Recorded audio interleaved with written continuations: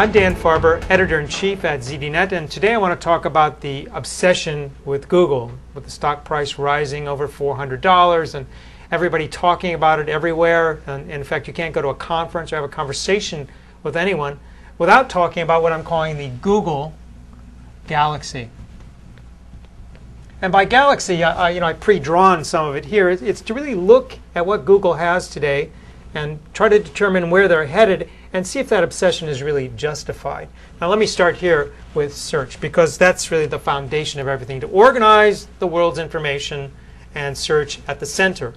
And that's how they got started with their PageRank algorithm, and obviously they're working hard to keep up with and stay ahead of Yahoo and Microsoft and others who want to play in this game that's centered around search and, very importantly, monetizing search through ads. But there's a lot more to the story. For example, you have desktop search. So that extends from the web into the hard disk of the universe. You have this new piece that Google came out with, Google Base, which looks like it's a competitor to eBay, competitor to classified ads, Craigslist.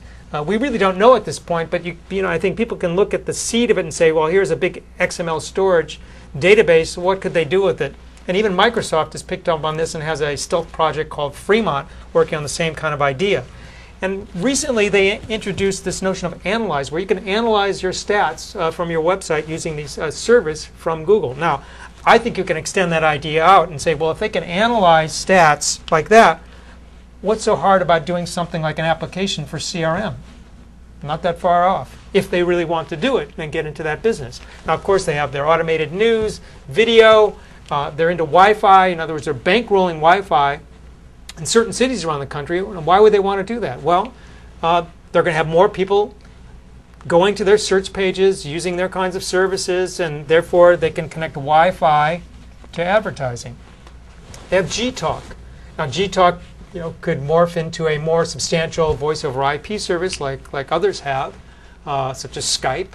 And we don't know exactly where they're headed with it, but it seems like that's the obvious direction, especially considering that they're connecting up to Wi-Fi, that they are buying all this dark fiber. And I'll put the dark fiber under here.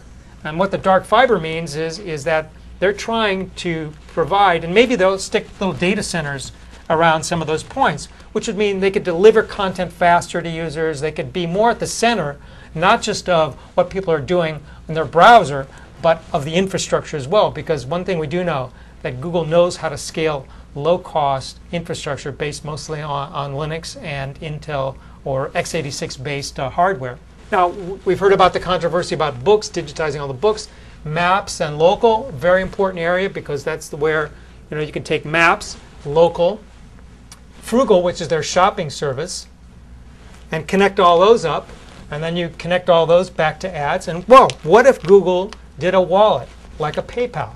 Well, then you connect that to Frugal, and you connect that to local and maps, and you connect it to ads, and you connect it even to their Blogger, where they've got a service like others. You can even connect it to Gmail, who says you couldn't buy something through your mail account. They don't have a calendar yet, but they're rumored to be having a calendar. So it's almost endless. And even from Google, you can extend out and say, well, what about groups? They have groups. Okay, what about social networking? This notion of social networking, bringing groups together. How about people who shop in groups and get group discounts? And how about connecting groups into ads? And it's just an endless mashup. The issue here is that what Google has is a great mashup of technology that's based purely on having the internet available, which is unlike where Microsoft is at and now is really trying to compete in this space.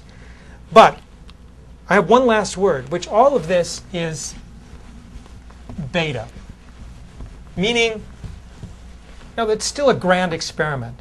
And yet you can see all the value that's been generated by Google and others in this space. So it's obviously far more than just an obsession. It's far more than just beta. But yet, when you think about it in the long term, we're still in very much the beta, in fact, perhaps the alpha stage of this formation of a galaxy that's internet-based.